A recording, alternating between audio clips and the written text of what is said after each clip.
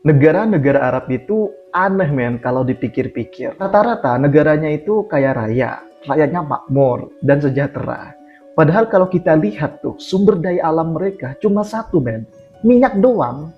Iya, selain minyak hampir nggak ada apa-apa di sana. Tanahnya tandus, panas, isinya gurun semua anjir. Tapi dengan cuma satu itu aja, mereka bisa bikin negaranya kaya dan rakyatnya hidup enak men. Sekarang bandingkan dengan Indonesia tuh. Di Indonesia semuanya ada, nikel ada, tambang ada, batu bara ada, timah ada, emas ada, gas alam ada, minyak bumi ada, laut sangat luas, tanahnya subur pula. Tapi anehnya, rakyatnya justru banyak yang hidupnya susah, miskin lagi, yang kaya cuma segelintir orang. Sementara men, rakyat kebanyakan harus bertahan hidup dari hari ke hari tuh.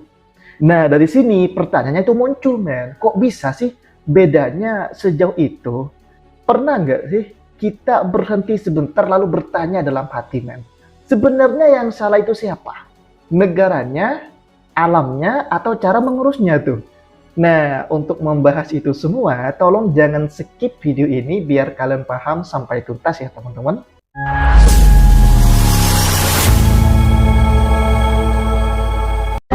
Oke men, coba kita lihat ke negara-negara Arab seperti Qatar, Uni Emirat Arab, Saudi Arabia, Kuwait, Oman, dan kawan-kawannya tuh.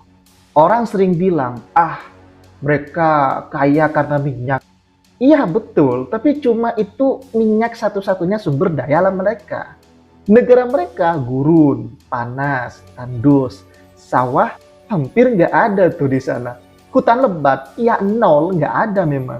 Gunung emas, ya nggak punya mereka men. Nikel, nggak ada tuh di sana. Timah, apalagi tuh.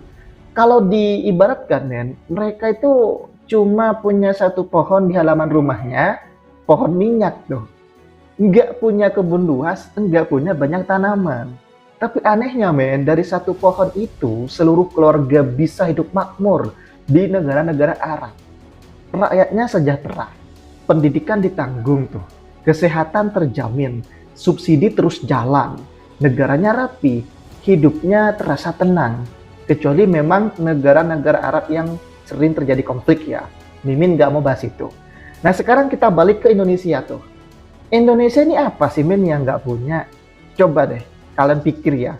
Kita itu punya minyak, punya gas, punya batu bara, punya emas, punya nikel, timah, lautnya luas, punya hutan, sawahnya jutaan hektar, punya tanah yang sangat subur, men.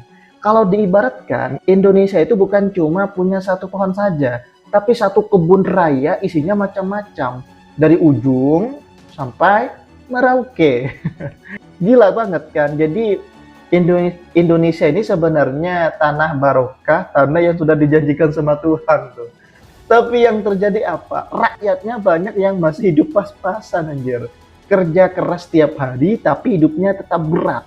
Harga naik, gaji segitu-gitu aja, bansos jadi penopang hidup, anak sekolah masih mikir uang untuk jajan, orang sakit mikir biaya dulu sebelum masuk ke rumah sakit. Lalu kita bertanya, kok bisa bedanya sejauh ini? Padahal kalau kita analogikan, negara kita tuh jauh lebih apa men ya, lebih kaya sebenarnya daripada negara-negara Timur Tengah. Negara Arab cuma punya satu sumber daya, tapi rakyatnya makmur. Indonesia punya segalanya men, tapi rakyatnya banyak yang miskin. Kalau ini lomba logika, seharusnya Indonesia menang telak. Tapi kenyataannya justru kalah jauh. Ini seperti dua keluarga. Keluarga pertama cuma punya satu warung kecil. Warungnya dikelola oleh orang jujur. Uangnya diputar buat keluarga. Anak-anak disekolahkan, orang tuanya dijaga. Nah, keluarga kedua punya banyak usaha. Sawah ada, toko ada, tambang ada, kapal ada, semuanya ada. Tapi hasilnya tidak pernah sampai ke seluruh keluarga. Yang menikmati cuma orang di ruang depan.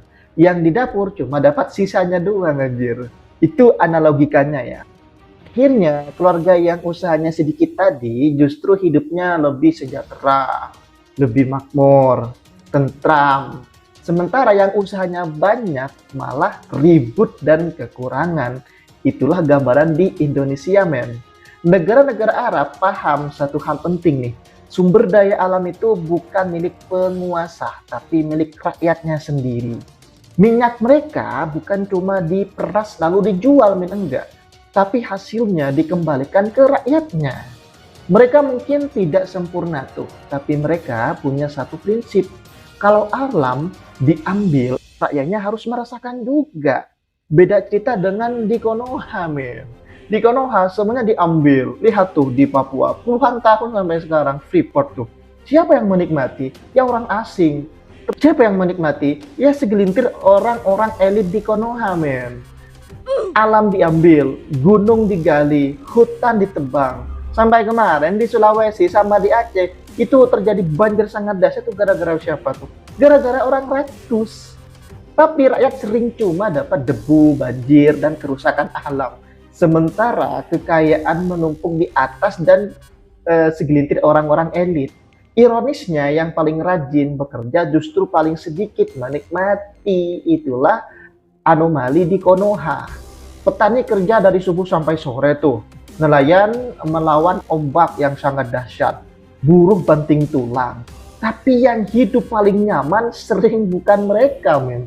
Tapi orang berdasi itu yang kerjanya nggak jelas mereka ngapain.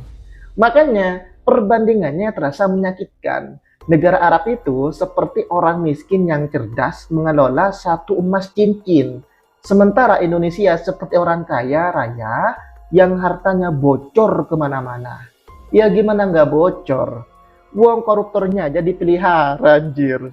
Padahal kalau saja kekayaan Indonesia dikelola dengan jujur dan adil, kemudian berpihak tuh kepada rakyat, tidak ada alasan rakyat Indonesia hidup susah. Iya, kita tidak kekurangan alam, men. Kita tidak kekurangan tenaga kerja. Kita tidak kekurangan potensi. Orang Indonesia itu sebenarnya pinter-pinter loh. Yang sering kurang itu adalah orang-orang jujur. Iya.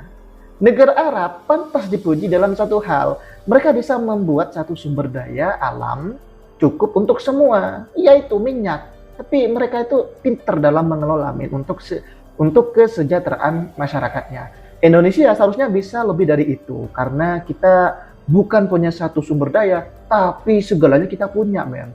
Masalahnya bukan pada tanahnya tuh, bukan pada lautnya, bukan pada hutannya. Masalahnya ada pada bagaimana kekayaan itu dibagi. Dan selama kekayaan negara hanya mengalir ke segelintir orang, selama itu pula perbandingan ini akan terus terasa pahit, men. Negara gurun di Timur Tengah bisa makmur, sedangkan negara surganya alam di Indonesia justru membuat rakyatnya bertahan hidup hari demi hari itu udah puyeng banget. Itu bukan takdir, itu pilihan dalam cara mengelola. Dan rakyat kecil hanya bisa berharap satu hal, men.